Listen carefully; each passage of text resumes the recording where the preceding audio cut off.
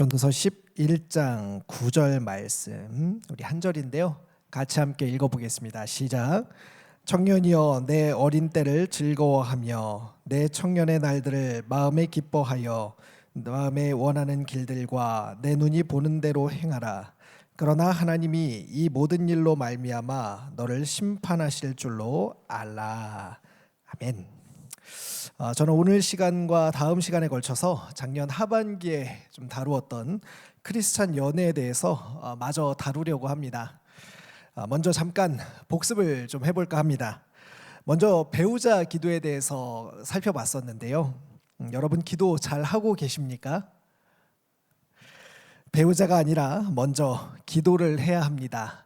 마찬가지로 취업을 위한 기도, 진학을 위한 기도를 하고 있다면 취업, 진학, 관계보다 기도라는 것에 더 무게중심을 두시기를 바랍니다. 기도를 알고, 기도할 줄 알고, 기도를 경험하고 기도로 사는 사람이 그 기도 안에서 배우자도 취업도 진학도 인생도 인도함을 받는 것입니다. 그러므로 기도를 먼저 배우시기를 바랍니다. 그리고 기도하는 인생을 사시기를 바랍니다. 그 다음 살펴봤던 것들은요, 언제 연애해야 되는지 또 잠깐 살펴보았었습니다. 연애나 인생을 타이밍 잘 잡아서 사는 것으로 착각하지 마시기 바랍니다. 성경은 인간이 타이밍을 잘 잡아서 하나님의 뜻을 이룬다고 말하지 않습니다. 오히려 준비된 사람을 부르시는 것으로 우리에게 보여줍니다. 혹은 먼저 부르시더라도 반드시 그 부름에 합당하도록 준비되는 과정이 있음을 우리에게 가르쳐 줍니다. 아브라함, 야곱, 모세, 요셉, 사무엘, 다윗, 제자들과 바울까지 우리가 아는 성경의 인물들은 모두 이런 준비됨을 거친 사람들이었습니다. 따라서 타이밍을 잘 잡을까 고민하지 마시고 그 타이밍 잡는 기술에 연연하지 마시고 잘 준비하시기를 바랍니다. 신앙과 성품의 준비, 타인을 맞아들일 준비, 건강한 마음과 육체의 준비가 되도록 자기 자신을 좀 잘 갖고 가시면 좋겠습니다. 세 번째로는요, 누구와 연애해야 될지 생각해 보았습니다. 혹시 어떤 사람과 연애하면 좋을까요? 상대를 연애할 혹은 결혼할 대상으로 보기 전에 하나님께서 창조하신 하나님의 형상으로 보는 것을 먼저 연습하시기를 바랍니다. 연애 대상, 결혼 대상인지를 확인하는 것은 그 다음입니다. 시작부터 타인을 나의 무엇을 위한 대상으로 바라본다면 어찌 그를 온 마음을 다해 사랑할 수 있겠습니까? 그리고 반드시 신앙인으로서 기준을 분명히 하시기를 바랍니다. 성경은 믿음과 멀어지고 하나님과 멀어지는 것에 대해서 분명하게 노라고 선언합니다. 이 기준에는 타협이 없습니다. 함께 하나님을 사랑하고 하나님 나라를 위하여서 살 수 있는 사람이 되고 또 그런 사람을 만나시기를 바랍니다. 이렇게 전했던 말씀들을 되짚어 보니까요, 결국 연애, 결혼이라는 인생의 관문을 통과하는 데 필요한 것은 참된 신자됨과 한 인간을 존재 자체로 바라볼 수 있는 우리의 안목과 타인을 내 삶 안으로 받아들일 수 있는 준비와 하나님을 내 인생의 가장 소중한 것, 최고의 사랑으로 인식하고 사랑하는 신앙의 중심이 필요함을 알게 됩니다. 이것은 세상이 말하는 연애, 결혼의 준비와 너무나도 큰 차이를 가지고 있습니다. 매체를 통해 드러나는 연애는 인간을 마치 상품처럼 고르고 재단하고 평가하고 전시하며 그리고 나도 마치 그 전시장에서 좀 더 가치 있는 인간처럼 보여야지만 좋은 사람을 만날 수 있을 것 같은 착각에 빠지게 만듭니다. 수많은 목록들을 제시하며 그것들을 얼마나 더 많이 가지고 있는지를 가지고 누구의 인생이 성공하네 마네 떠듭니다. 이런 연애와 결혼에서 참된 신자됨, 참된 인간됨을 찾을 수 있을지 저는 정말로 궁금합니다. 이런 연애와 결혼을 통해서 만들어질 시간과 삶 속에서 어떤 가치들이, 어떤 평가들이 가득 채워지게 될지 정말로 두렵습니다. 사랑하는 청년 여러분, 이런 점에서 여러분들이 보는 것과 듣는 것에 많이 주의하시기 바랍니다. 믿음은 들음에서 납니다. 우리의 싸움은 혈과 육에 속한 것이 아니라 보고 듣는 것을 통해 우리 마인드를 바꾸는 가치관의 싸움이기 때문입니다. 그런 점에서요, 오늘 설교도 주의 깊게 들으시기 바랍니다. 이제까지가 연애 준비에 관한 내용이었다면요, 오늘부터는 연애 실전 편입니다. 특별히 건강한 연애를 하고 싶으신 분들, 상처 주고 상처받지 않는 연애를 꿈꾸는 분들은요, 오늘 메시지를 잘 기억하시기를 바랍니다. 저를 따라 이렇게 한번 외쳐보겠습니다. 책임감 있게 연애하라. 야, 연애하는데 책임감이라니 이게 도대체 무슨 말인가 싶으시죠? 연애 상담을 하면서 받은 질문들 중에서 중요한 질문 3가지가 있었는데요. 첫 번째는 썸이 있는데 상대는 연애할 생각이 없는 것 같을 때 어떻게 해야 될까요? 두 번째는 연애 중 스킨십은 어디까지 해야 합니까? 세 번째는 연애 혹은 상대에게 시간이나 물질을 얼마나 드려야 합니까? 얼마나 사용해야 합니까? 라는 질문이었습니다. 앞의 질문들은요, 서로 다 각각 다른 질문들처럼 느껴집니다. 하지만 어떤 공통점을 가지고 있는데요, 그것은 연애할 때 그 관계, 상대방에 대한 책임이 있다는 점입니다. 제가 이렇게 말했더니 제 아내가 저에게 이렇게 질문했습니다. 아니, 그러면 목사님, 손 잡으면 어떻게 책임져야 하는데요? 그러면 뽀뽀하면 결혼해야 돼요? 이렇게 저에게 질문했습니다. 여기서 말하는 책임은 이런 종류가 아닙니다. 상대와 주고받은 마음, 상대와 함께한 시간, 상대와 나눈 육체의 관계에는 함께한 것에 대한 책임이 따른다는 것입니다. 오늘 우리가 읽은 본문 말씀은 청년이여 내 어린 때를 즐거워하며 내 청년의 날들을 마음에 기뻐하라고 말합니다. 혈기왕성하고 이제 사회인이 되어서 경쟁력도 좀 생기고 인생의 전성기를 지날 때에 무엇이든 마음대로 할 수 있는 때가 있다는 것입니다. 그런데 그 다음 문장이 매우 의미심장합니다. 9절 하반절은요, 그러나 하나님이 이 모든 일로 말미암아 너를 심판하실 줄 알라라고 말합니다. 이 문장을 직역하면 이 모든 것에 대해 하나님이 그 재판에 너를 오게 하실 것이다 라는 말입니다. 지금은 마음대로 모든 것을 할 수 있는 것 같지만 반드시 모든 사람은 인생의 죽음을 맞이하게 되고 하나님 앞에 서게 되면 심판이 우리 모두에게 있다는 것이죠. 하나님 앞에서 우리가 살아온 날들을 모두 고하게 될 날이 임한다는 것입니다. 그리고 그때 그 대가를 치러야 할 것입니다. 이 사실을 인식하는 사람은 결코 내 마음대로 할 수 있음을 처음부터 끝까지 다 즐기지는 않을 것입니다. 자기 인생에 맡겨진 책임을 기억하며 신중을 기하여 매사에 결정할 것이라는 뜻이지요. 그래서 9절은 이렇게 해석할 수 있습니다. 청년의 때를 사는 것은 가능성입니다. 무엇이든 할 수 있고 마음대로 기뻐할 수 있는 건강도 시간도 기회도 주어지는 최고의 삶입니다. 그러나 만약 당신이 죽음을 염두에 두고 청년 시절을 보낸다면 죄악의 길을 기웃거리거나 의미 없는 시간으로 인생을 허비하지는 않을 것입니다 라는 말이 됩니다. 이런 점에서요, 우리의 연애도 다양한 책임이 따른다고 할 수 있습니다. 더불어 이런 책임을 회피하는 사람은요, 만날 때 주의가 필요하겠죠. 다음 3가지 책임을 기억하시기 바랍니다. 첫 번째는요, 마음에 대한 책임입니다. 이것은 첫 번째 질문과 관련이 있습니다. 썸이 있는데 상대는 연애할 생각이 없는 것 같을 때 도대체 어떻게 하면 좋을까요? 사전을 보니까요, 썸을 이렇게 정의합니다. 관심 혹은 호감 가는 이성과 잘 되어가는 과정 혹은 사귀기 전에 남녀 사이에 느끼는 불확실한 감정이라고 말입니다. 처음 만나서 연애하고 결혼할 수는 없겠지요. 감정도 과정을 거치게 마련입니다. 그런데 주위에 보면요, 간혹 썸만 타는 사람을 보게 됩니다. 마치 연애하는 것처럼 썸남과 썸녀와 하고 싶은 것들을 마음껏 합니다. 그러나 막상 관계가 진지한 관계로 발전되지는 않습니다. 그렇게 이 사람 저 사람 옮겨다니며 친구도 아니고 연인도 아닌 타인의 마음과 삶을 계속해서 자기의 것으로 만듭니다. 심지어 이런 삶을 즐기는 사람들도 있습니다.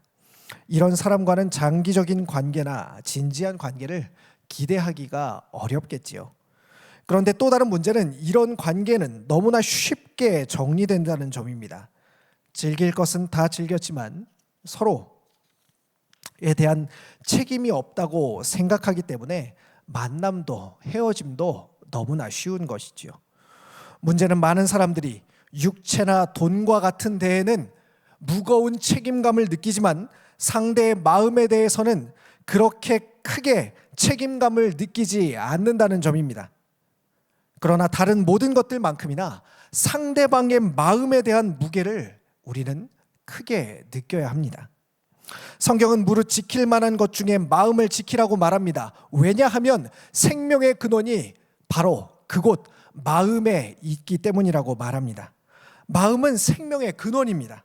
그런데 그 마음을 함부로 대하고 그 마음에 대해서 아무런 책임감 없이 상대를 마주한다면 이것은 어쩌면 상대의 생명을 짓밟는 일이 아닐까요?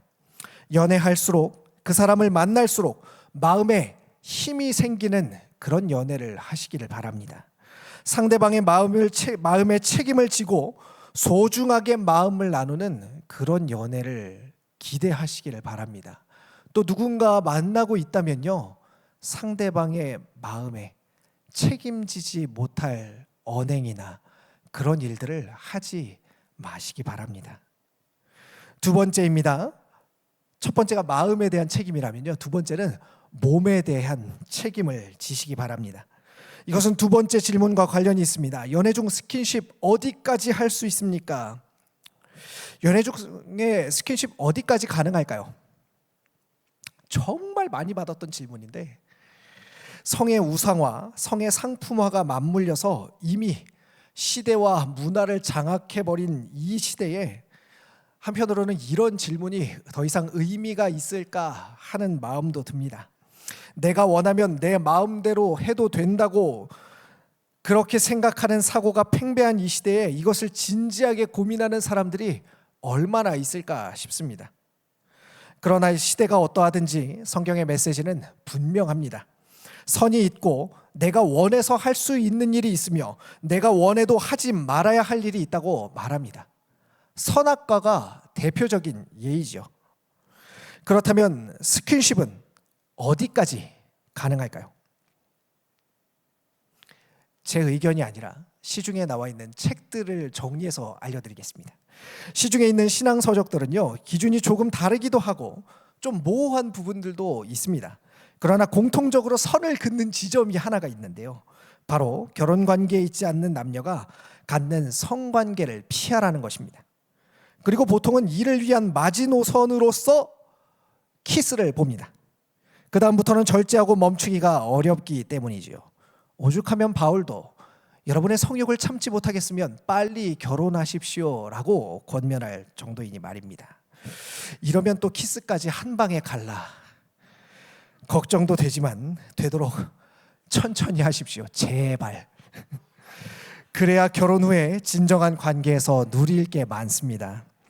청년들이 싱글 시기를 점차 길게 보내게 되면서요, 이 유혹을 견디는 것도 사실 쉽지 않은 지점이 있음을 충분히 이해하고 공감합니다. 그렇지만 아끼십시오. 지금 그는 아직 내 영원한 파트너가 아닙니다. 성경은 몸에 짓는 죄를 주의하라고 말합니다. 스킨십이 죄라는 말은 아닙니다. 그러나 몸의 기억은 매우 무섭습니다. 몸이 기억하는 경험은 생각보다 훨씬 더 강력합니다. 그러니 몸에 대한 책임은 정말 무겁게 생각해야 합니다. 상대와 나눈 스킨십은 상대에 대한 책임이기도 하지만 나에 대한 책임이기도 합니다. 하나님께서 우리에게 너희의 몸은 하나님께서 머무시는 성전이라고 하시듯 상대와 스킨십이 있을 때에 그 안에 계신 하나님을 기억하시기를 바랍니다. 이걸 기억하면 쉽지 않겠지, 그지? 자, 세 번째입니다. 마지막으로는요, 시간과 물질에 대한 책임이 있다는 것을 기억하십시오. 연애 혹은 상대에게 시간이나 물질을 얼마나 내어 주어야 할까요? 연애를 하다 보면 자연스럽게 상대에게 시간과 물질을 사용하게 되지요. 그런데 문제는요, 얼마나 사용해야 되냐는 것입니다. 많은 연애하시는 분들이 이 문제 때문에 고민해 보셨을 것입니다. 만나도 시간이 부족하게 느껴지고, 선물을 해도 같이 무언가를 해도 그것이 충분하지 않게 느껴지는 것입니다. 부족하다는 의미가 아니라 그만큼 함께 하고 싶은 마음과 시간, 상대방에게 무언가를 베풀고 나누고 싶은 마음이 충만하다는 것을 뜻하겠지요. 그런데 문제는요, 우리의 삶의 시간과 우리가 가지고 있는 자원은 제한적이라는 것입니다. 그래서 여기에도 마찬가지로 책임감이 필요합니다. 나와 상대 모두에 대한 책임감이 필요합니다. 시간은 생명을 구성하는 단위라고 했지요. 물질도 이 시대에 우리의 생명이라고 말할 수 있을 것입니다. 물질을 얻기 위해서요, 우리의 시간과 모든 에너지를 투자하기 때문에 그렇지요.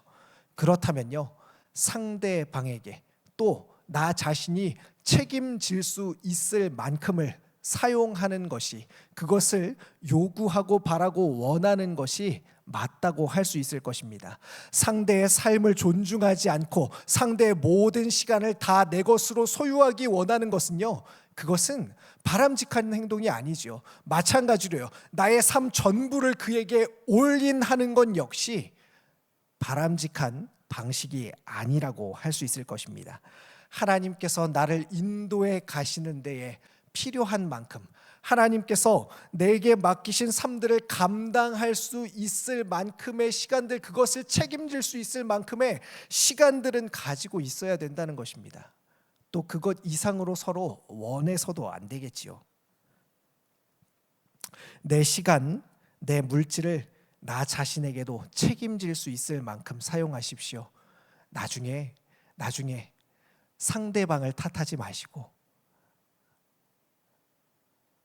적절한 선에서 내가 후회하지 않을 만큼 책임질 수 있을 만큼의 시간과 물질을 관계에 사용하시기를 바랍니다. 말씀을 정리해 보겠습니다. 어떻게 우리가 가지고 있는 많은 것들에 대해서 기준을 세워볼 수 있을까요? 아주 오랫동안 청년부에서 설교를 해왔는데요, 이번만큼 본문을 정하기가 어려웠던 적이 없는 것 같습니다. 정말 고민이 많이 됐어요. 그런데 다 설교를 작성하고 나서 생각해 보니까요, 맞지, 성경은 연애에 관한 지침서가 아니지라는 것을 다시 생각해 보게 되었습니다. 여러분, 성경은 연애에 관해서 어떻게 하라라고 여러분에게 구체적인 지침을 주지 않습니다. 하지만 성경 전체를 관통하는 내용이요, 우리 삶 전체를 관통하기 때문에 성경에 있는 내용들은 분명히 우리에게 어떤 지침들을 준다고 할 수 있을 것입니다. 그래서요, 대부분의 기준들은요, 책임질 수 있을 만큼 하시면 됩니다. 아마 많은 부분에서요, 내가 책임질 수 있을 만큼, 하나님 앞에서 내가 책임질 수 있을 만큼을 결정하고 하시면은 괜찮을 것입니다. 또 나와 상대방의 주인이 내가 아님을 기억하시고, 우리 각자가 하나님께서 거하시는 성전임을 기억하시면서 책임 있게 서로의 마음을 마주하시고 육체를 대하시고 시간과 물질을 사용하시면 좋겠습니다. 그렇게 할 때 하나님께서 우리 두 사람을 통하여서, 많은 곳에서 성경은 하나님과 사랑을 나누는 신부의 관계로, 사랑을 나누는 관계로 우리와 하나님을, 우리와 교회를 표현하고 있지 않습니까? 연애를 통해서 정말로 놀라우신 하나님을 더 깊이 알아가실 수 있기를 간절히 소원합니다. 이와 같은 은혜가 여러분들에게 있기를 간절히 축원합니다. 기도하겠습니다. 하나님, 우리는 자주 내가 기준이 되고 내 마음대로 할 수 있다고 착각하며 살아갑니다. 그러나 내가 기준이 아니라 하나님께서 주인이 되시며 그 주인 되신 하나님께 허락받은 삶을 살아가는 동안 주님 앞에 마지막에 결산할 것을 생각하며 책임질 수 있는 연애, 책임질 수 있는, 감당할 수 있는 삶을 사는 저희들 되게 하여 주시옵소서. 이런 지혜를 얻게 하여 주시고 또 이런 마음을 가지고 있는 사람들을 만날 수 있는 은혜를 더하여 주시옵소서. 예수님 이름으로 기도합니다. 아멘.